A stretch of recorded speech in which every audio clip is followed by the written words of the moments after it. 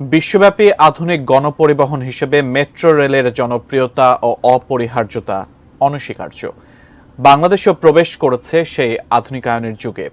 উড়াল রেলের পর এবার বাংলাদেশ প্রবেশ করতে যাচ্ছে পাতাল রেলের দুনিয়ায়, যেখানে মাটির ৭০ মিটার নিচ দিয়ে চলবে মেট্রো রেল। পাতাল রেলের এমন আরও কিছু অজানা তথ্য জানাচ্ছেন সহকর্মী ইমতিয়াজ আলম। পাতাল রেলের যুগে প্রবেশ করতে যাচ্ছে বাংলাদেশ। এমআরটি লাইন 1 নামে মেট্রো রেলটির পাতাল অংশ পড়েছে বিমানবন্দর, খিলক্ষেত, বাড্ডা, রামপুরা, মালিবাগ, রাজারবাগ ও কমলাপুরের মধ্যে। এই রুটের বিদ্যমান সড়কের নিচ দিয়ে তৈরি হবে পাতাল রেলপথ। এর বেশিরভাগই মাটির 10 থেকে 30 মিটার নিচ দিয়ে যাবে। তবে সবচেয়ে গভীরতম অংশ হবে মালিবাগ রাজারবাগের মধ্যবর্তী এলাকা। এই অংশে মাটির 70 মিটার নিচ দিয়ে চলবে ট্রেন।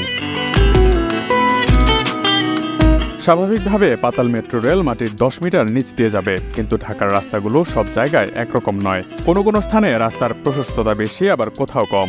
বিশেষ করে রাজারবাগ ও মালিবাগের মধ্যবর্তী এলাকায় রাস্তার প্রশস্ততা অনেক কম। মাটির গভীরে হলেও মেট্রো টানেলে অক্সিজেনের কোনো ঘাটতি হবে না উল্লেখ করে ঢাকা ম্যাস ট্রানজিট কোম্পানি লিমিটেডের ব্যবস্থাপনা পরিচালক MAN সিদ্দিক বলেন, যেখানে আমাদের স্টেশনগুলো হবে অথবা যেখানে এক্সিট এন্ট্রি হবে তার পাশে কতগুলো মেকানিক্যাল শ্যাফট থাকবে।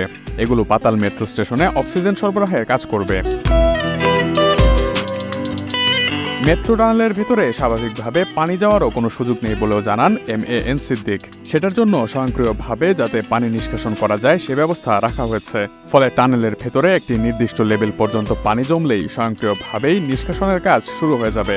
তবে যদি বড় ধরনের কোনো বন্যা বা জলাবদ্ধতার সৃষ্টি হয় বা দীর্ঘ সময় পানি জমে থাকে, তখন সারা পৃথিবীতে যেভাবে ব্যবস্থা নেওয়া হয়, যেমন জাপানের সুনামির সময় যেই ব্যবস্থা নেওয়া হয়েছিল, সেই আদলে আমাদের প্রস্তুতিও গ্রহণ করা হয়েছে।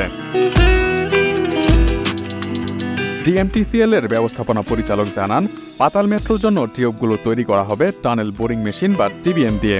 এটি স্বয়ংক্রিয়ভাবে একদিকে মাটি খুঁড়ে টানেল তৈরি করবে এবং একই সঙ্গে টানেলের জন্য প্রিকাস্ট সেগমেন্ট বা কংক্রিটের কাঠামো বসিয়ে দেবে। কাজ করার সময় সড়কে যানবাহন চলাচলে কোনো ধরনের সমস্যা হবে না। সড়ক ব্যবহারকারীরা বুঝতেই পারবে না যে মাটির নিচে কাজ হচ্ছে। উত্তরা মতিঝিল মেট্রো রেলের কাজ 3 ধাপে সম্পন্ন করা হলেও MRT 1 বা পাতাল রেলের কাজ বাস্তবায়ন করা হবে 1 ধাপে। এই কারণে নির্ধারিত সময়ের আগেই কাজ শেষ করা হবে বলে প্রত্যাশা সংশ্লিষ্টদের।